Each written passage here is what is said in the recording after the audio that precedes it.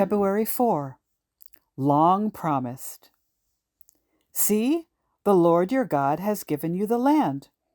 Go up and take possession of it as the Lord, the God of our fathers, told you. Do not be afraid. Do not be discouraged. Deuteronomy 1:21.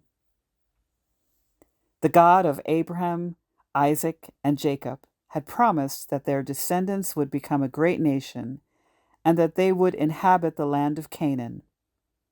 Centuries later, the new nation of Israel stood on the edge of this land and looked across the Jordan River. After false starts, failed parenting, generations of nomadic living, and about 400 years of waiting, it hardly seemed possible. Our human time spans are so short in the history of our world, much less in the eternity of our God. One of the key challenges of our faith is to live with an appreciation of God beyond ourselves, our times, and our horizon.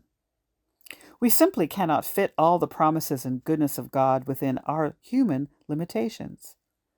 That is why an appreciation of history is so valuable, and why our hopes for a future beyond our present lives are so necessary.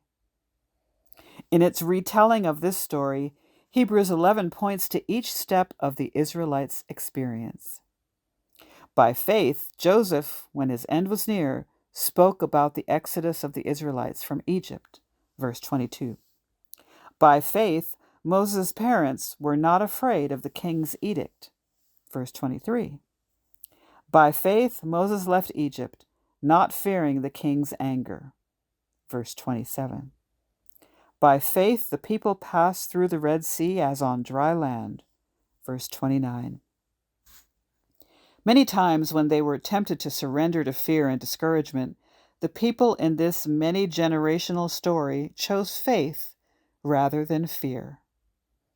It is not a perfect lineage, but it is a long story that moves forward whenever people choose faith rather than fear.